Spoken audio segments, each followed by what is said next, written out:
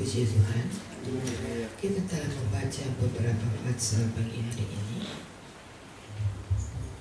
dan kita telah melihat betapa Ayub harus berhadapan dengan kenyataan-kenyataan yang tidak dapat dielakkan. Dan satu kenyataan yang pasti, baik dari pasal yang ke-11, 12 sampai pasal yang ke-14, dihadapkan dengan sebuah kehidupan yang dipaksa, ya, saya pakai kata dipaksa, karena ketika manusia tidak dapat mengerti kehendak Allah, ayat yang ke-7 pasal 11, dapatkah engkau memahami hakikat Allah, menyelami batas-batas kekuasaan yang maha kuasa? Tingginya seperti langit, apakah yang dapat kau lakukan? Dalamnya melebihi dunia orang mati, apa yang dapat kau ketahui? Lebih panjang dari bumi ukurannya, lebih luas dari samudra. Kalau ia lewat, melakukan penangkapan, mengadakan pengadilan, siapa dapat menghalanginya? Ia mengenal penipu, melihat kejahatan tanpa mengamat-amati. Orang dungu dapat mengerti, maka anak keledai dapat lahir sebab manusia. Hari Minggu kemarin kita belajar tentang hak prerogatif Allah. Lalu kita lanjutkan dengan hak prerogatif Allah itu untuk setiap kebaikan kita. Kalau Allah tidak melakukan sesuatu dengan paksa, maka manusia tidak belajar untuk hidup takut akan Allah. Kita diperhadapkan dengan kekuasaan Allah yang absolut. Minggu kemarin kita lihat kalimat itu. Kita melihat bagaimana Allah dengan mutlak melakukan segala perkara sesuai dengan kondisi yang ada. Dan di seluruh dunia hari-hari ini kita diperhadapkan dengan fenomena alam yang tidak dapat kita elakkan. Sebagai satu fenomena alam yang membuat manusia tunduk, seperti ayat yang kita baca dari ayat 7 sampai ayat yang ke-12. Yang dicari Allah, ayat 13, menyediakan hati dan menadahkan tanganmu kepadanya. Kita tidak dapat melawan Allah. Bukan cuma di luar negeri, tapi di Indonesia pun kita sedang melihat setiap hari ada begitu banyak bencana yang terjadi. Berdoa supaya jangan ada bencana alam, itu sudah programnya Allah. Dan tidak ada seorang yang dapat menghentikan program Allah. Ketika pemerintah merencanakan mengadakan jalan cepat untuk kita, itu program. Dan ketika program A, masyarakat mengalami begitu banyak tantangan, mereka tidak bisa menghentikan program itu karena sudah program.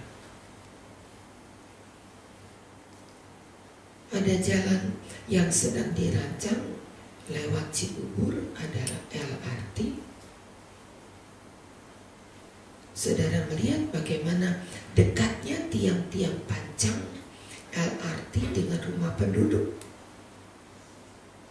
Mau tidak mau, semua penduduk yang ada di dekat radius di atas 100 meter, dia harus minggir. Mau atau tidak mau, mereka mungkin berkata, bertahun-tahun saya hidup di sini. Bertahun-tahun saya harus pindah kemana lagi. Mata pencarian saya di sini. Tidak hanya karena satu orang lalu program itu berhenti. Sudah program. Mau lewat mana, itu sudah program. Hanya tinggal menunggu waktu di mana dia akan lewat. Dan ketika dia lewat, maka setiap rumah yang ada di dekat tiang-tiang panjang, kalau dia tidak mau pindah, dia yang rugi. Karena sebentar ketika kereta itu lewat, maka rumah mereka akan terkena imbas getaran-getarannya. Dan itu sangat berbahaya. Kalau kita tidak mau tunduk, dipaksa, ada tangan besi yang datang lalu mengevakuasi penduduk-penduduk di sekelilingnya. Kerugiannya semakin banyak. Kalau dia mau pindahkan rumah mereka dengan lebih baik, dia akan bongkar sendiri. Dia masih dapat kayu-kayu, dia masih mungkin dapat beberapa bata yang masih dipakai. Dia cari tempat untuk dapat, dia akan mendapat gusuran, ganti rugi gusuran yang masih dapat dipergunakan, mungkin sedikit nilainya, tapi dia akan memiliki satu rumah yang lebih baik dari hari itu. Ini program. Ketika mereka berkata pemerintah tidak adil, pemerintah tidak pro rakyat, pemerintah tidak pikirkan air mata rakyat, bukan tidak memikirkan. Mereka sudah salah mengambil lahan yang punya program pemerintah. Ada yang disebut lahan terbuka hijau.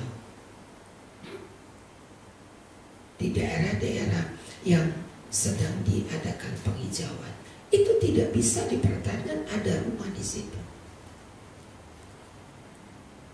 Membeli sebidang tanah, belajar dulu di tata kota.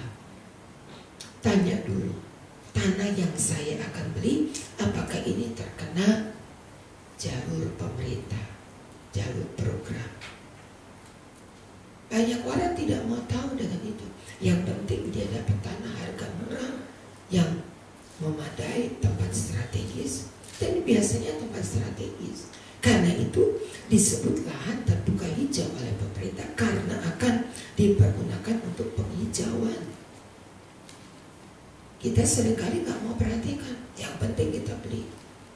Dan sebentar kalau kena gilas dengan program pemerintah, bukan pemerintah yang salah, tapi kita yang salah. Karena kita tidak mau mentaati. Sudah ada mau tahun berapa saja, itu nggak perlu ditanya. Yang penting itu tanah masih menjadi programnya pemerintah. Kembali kepada firman Allah.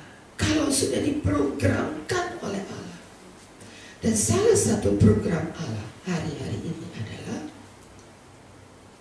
Yerusalem dipulihkan. Tadi malam dalam pelajaran Alkitab di guru-guru Berna, ada program yang sudah diprogramkan Allah untuk mengembalikan Yerusalem, bukan kota Yerusalem. Saya katakan kota Yerusalem hari ini tidak perlu lagi dibangun, karena sudah menjadi salah satu tujuan wisata orang-orang yang ke Israel. Sudah ada.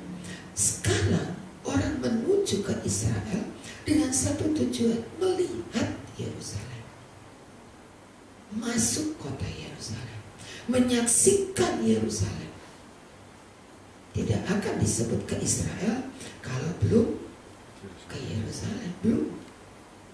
Kalau sudah ke Israel, mereka akan pasti dibawa ke Yerusalem. Jadi bukan Yerusalem itu yang menjadi target program Allah di akhir zaman. Tapi target program Allah di akhir zaman adalah membangun Yerusalem yang catatan berkata kota Allah. Dan untuk membangun kota Allah, bukan Yerusalem di Israel, tapi Yerusalem kota Allah, yaitu saudara dan saya yang menjadi tempat kediaman Allah.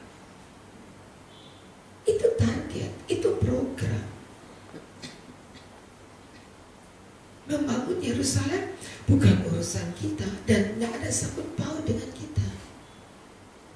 Tidak akan datang peraturan semua orang Kristen di seluruh dunia harus membangun Yerusalem dengan mengirimkan 100.000 per bulan untuk program itu terlaksana. Gak perlu. Israel adalah negara yang kaya, saudara. Dan mereka tidak peduli ada turis atau tidak. Mereka bahkan tidak butuh turis datang. Mereka dengan sengaja mengusir, dalam tanda petik, mengusir orang-orang yang datang berziarah ke Israel. Dan orang-orang Yahudi fanatik, Yahudi optik, mereka akan mengusir dengan cara-cara mereka. Kita tidak pernah mengerti daerah ini apa, menggambarkan apa, menunjukkan apa. Kita tidak mengerti. Tapi tour guide itu yang kemudian menceritakan, ini adalah tempat apa, ini makamnya, ini diterangkan satu persatu. Dan pada waktu diterangkan untuk kita bisa mengerti, ini Yahudi yang ortodoks ini datang dengan teriakan-teriakan supaya kita nggak dengar. Ini yang diterangkan oleh si tour guide. Lalu dengan marah dia lewat. Lalu dia berkata, siapa yang undang orang-orang kafir ini datang di negeri kami? Untuk apa mereka datang kemari? Orang-orang Kristen yang kami benci, tidak kami sukai. Apa? Mereka usir, saudara. Karena kita bukan diharapkan datang ke sana. Dan salah besar kalau kita berkata mau naik umroh ke Yerusalem. Itu bukan kota kita, bukan negeri kita, bukan kampung kita. Tapi kita punya satu nubuat firman Allah yang berkata Allah akan membangun itu Yerusalem kembali. Dan Yerusalem itu adalah saudara dan saya. Yang akan dijadikan kota Allah bukan Yerusalem sana, tapi Yerusalem. Kota Allah sedang dibangun. Saudara dan saya sedang dibangun oleh Allah. Ini program Allah. Lalu ketika program Allah datang dalam hidup saudara dan saya, membangun kembali hidup kita untuk layak dijadikan tempat berjejaknya Allah di bumi. Dan kita tidak mau diperbaiki oleh Allah, karena Allah tidak menjejakkan kaki di sembarang tempat, tidak, tapi di tempat yang telah diprogramkan Allah. Yesaya menunjukkan.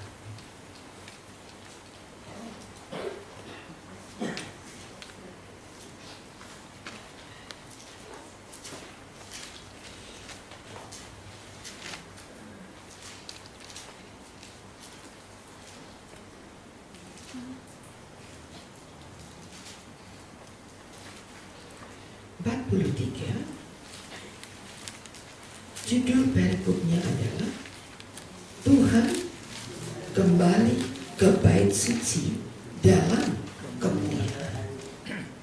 Ya, saudara. Kalau saudara baca ayat 2, sungguh kemuliaan Allah datang dari sebelah timur dan terdengar suara seperti suara air terjun yang menderu dan bumi bersinar karena kemuliaannya.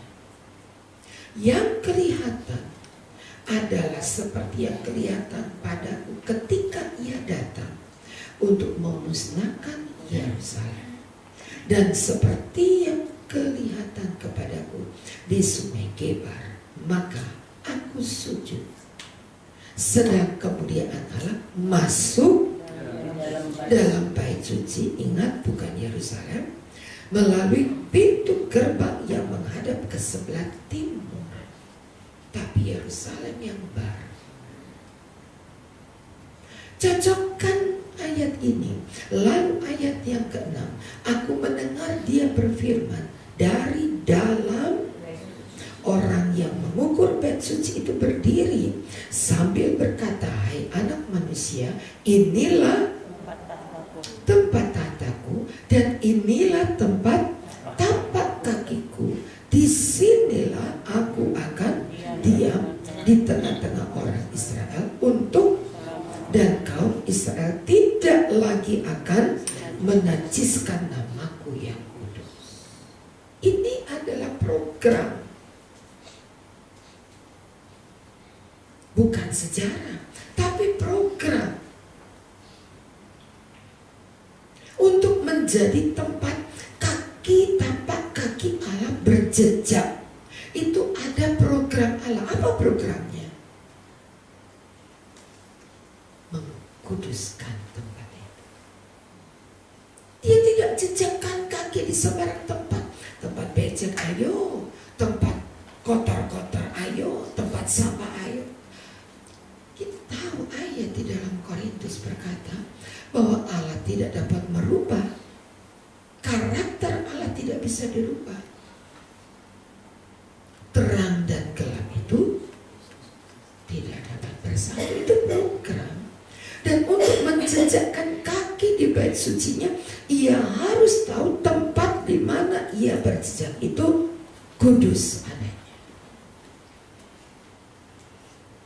Lalu hidup kita hari ini belum kudus, tidak menuju kepada kekudusan, atau masih kotor. Allah sedang duduk dalam ibadah minggu yang kedua untuk membersihkan. Dia sedang duduk untuk membuat kokoh tentara-tentara Allah yang hari Minggu kemarin berkata, yang dihitung seorang demi seorang. Dihitung. Siapa mereka? Orang dewasa yang mampu berperang. Kenapa mesti perang? Karena kita berhadapan dengan kuasa penguasa yang ada di udara, yaitu roh yang jahat. Maunya setan menggagalkan program ini, lalu dijadikanlah kita manusia-manusia yang gak pernah bertobat. Kebal hukum katanya, jalan terus, yang penting aku enak, yang penting aku nyaman. Lalu orang-orang yang katanya percaya Tuhan bablas dalam hidup berdosanya. Tuhan bilang, ini program tidak bisa berhenti karena satu atau dua orang. Dan pemerintah punya alat berat, tangan-tangan besi itu akan datang dengan kakinya yang roda besi itu, dan dia akan menggilas. Ini program Allah, saudara. Dan kalau bilang program, tidak bisa mundur. Realisasi kapan tahunnya kita nggak perlu tahu, tapi segera akan tiba. Dan Gubernur Jakarta sedang melaksanakan program ini. Lalu kita lihat ada daerah-daerah yang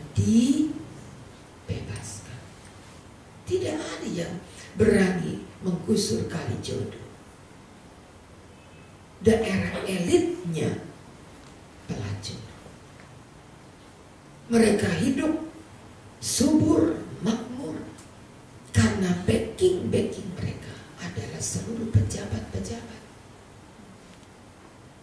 Tapi ketika program datang, bukan Ahok yang datang, tapi ketika program datang dan daerah itu harus dijadikan lahan hijau yang indah hingga semua orang dapat menikmati keindahan tempat itu.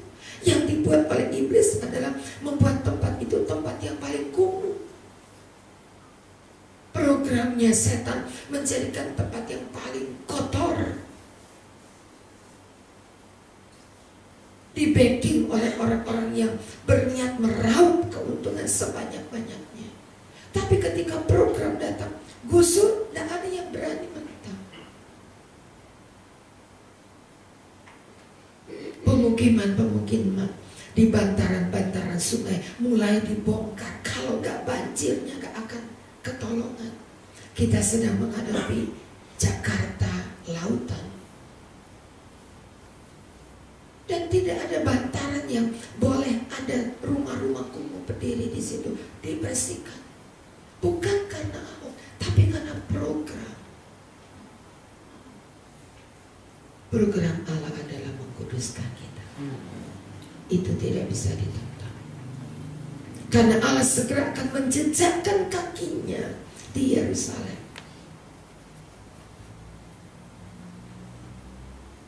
Ayub berkata, bukan Ayub ya, Sofar berkata, dapatkah engkau memahami hakikat Allah? Pasal 11 ayat 7 tadi. Apakah kamu ngerti hakikat Allah, programnya Allah, pikirannya Allah? Jadi kalau baca saudara jangan tutup aja. Nggak ngerti tadi ya saudara baca apa, nggak ngerti kan?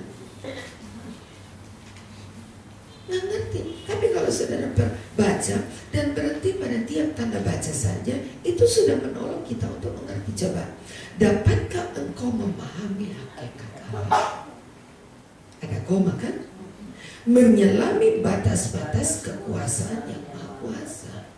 Tanda tanya. Berhenti dulu. Dengan pertanyaan, apa sih hakikat Allah? Nah, ayat 8. Tingginya seperti langit. Apa yang dapat kau lakukan? Dalamnya melebihi dunia orang mati. Apa yang kau ketahui tentang dunia orang mati? Kalau baca kayak saudara tadi nggak ngerti saudara. Panjang kan yang kita baca. Apa yang saudara tangkap? Kita masih punya begitu banyak hakikat hidup manusia. Ayat 12, pasal 12. Coba. Konon apa? Hikmat ada pada orang tua. Bicara tentang orang tua. Konon. Nah, kata konon itu artinya apa bahasa Indonesia? Sejak dahulu. Konon. Sejak dahulu. Kenapa anak sekarang kurang ajar sama orang tua? Bukan ya zamannya. Bukan.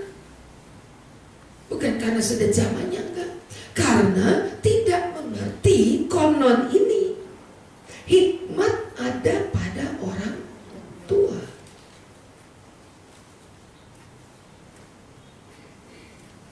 Dianggap seorang yang lanjut umur, seorang yang sudah lebih tua, katakan usur, yang dimiliki oleh orang tua adalah hikmat. Yang sangat disayangkan adalah ketika orang tuanya gimana? Tidak berhikmat. Kenapa orang tua tidak berhikmat? Ingat Amsal 1 ayat 7 berkata apa? Takut akan Tuhan adalah awal segala hikmat. Nah, sekarang Makanya kalau begitu ada orang-orang tua yang tidak hidup takut Allah. Begitu kan artinya. Jalan hidup menurut sendiri. Tidak kurang orang tua yang hidup tanpa takut Tuhan. Dan mereka tidak punya hikmah. Bagaimana ditanya anak, apakah jalan keselamatan? Apakah yang ditanya anak, bagaimana hidupku kok begini Pak? Hidupku nggak benar-benar, hidupku nggak maju-maju, begini aja, begini, gimana ya Pak ya? Dengan mudah Bapak berkata, dasar malas. Itu bukan hikmat. Tetapi ada nasihat yang dibutuhkan dari pihak orang tua, yang katanya konon hikmat ada pada orang tua. Sebab itu dipakai kata konon. Dari awal, sejak semula, dari dulu, yang harus dimiliki orang tua adalah takut akan Allah. Karena hidup takut akan Allah mendatangkan hikmat. Dan banyak orang tua yang tidak hidup takut akan Tuhan. Tetapi Maliaki dalam retreat kaum Bapa berkata, Maliaki pasal terakhir, ayat terakhir berkata, Allah akan mengembalikan hati Bapa kepada anak dan hati anak kepada Bapa. Dengan kata ini kita mengerti Allah punya program membawa manusia kembali hidup takut akan Allah. Amin. Sudah program. Allah punya cara. Satu pemandangan yang sangat luar biasa. Tadi malam di televisi saya melihat ada longsor, ya, ada longsor di negara di luar. Fenomena ini bukan cuma di Indonesia, tapi di luar pun terjadi longsor besar-besaran di Brasil. Ya. Ada hujan lebat, lalu tanah longsor yang sangat menarik, dan itu disorot menjadi gambar terakhir dari berita dunia yang menyorot bahwa ada longsor di sekelilingnya, luas sekali daerah longsor yang kena gempa bumi itu. Gempa bumi lalu longsor. Ada daerah yang sangat luas sekali dan longsornya itu sudah merata. Bisa-bisanya saudara, ada tempat yang begitu luar biasa, seperti mainan anak-anak. Seperti mainan anak-anak. 3 ekor lembu terjebak dalam tanah longsor. 3 ekor lembu terjebak di tanah longsor karena yang sekelilingnya longsor. 3 ekor lembu, bapak, ibu, dan anak lembu ada di tempat yang tidak kena longsor. Pemandangan indah sekali. Saya kok bisa itu ya? Ada lembu bapak, lembu ibu, lembu anak, 3 ekor lembu ada di satu daerah kecil daerahnya. Ini masih kegedean ini. Hingga lembu itu nggak bisa kemana-mana, sekelilingnya longsor dan tidak ada lagi manusia. Tapi 3 ekor lembu terjebak di tengah longsor. Pemandangan yang bagus sekali, padahal itu adalah sebuah longsoran. Ini adalah pemandangan konon hikmat ada pada orang tua, pengertian pada orang lanjut usia, dan pada hikmat ada kekuatan. Ayat 13, dia yang punya pertimbangan dan pengertian. Lalu ayat 14, bila ia membongkar tidak ada yang dapat membangun, bila ia menangkap maka tidak ada yang dapat melepaskan. Hak mutlak Allah. Program Allah sedang berjalan. Belajar hidup dengan takut akan Allah. Sudah waktunya. Tidak dapat menentang,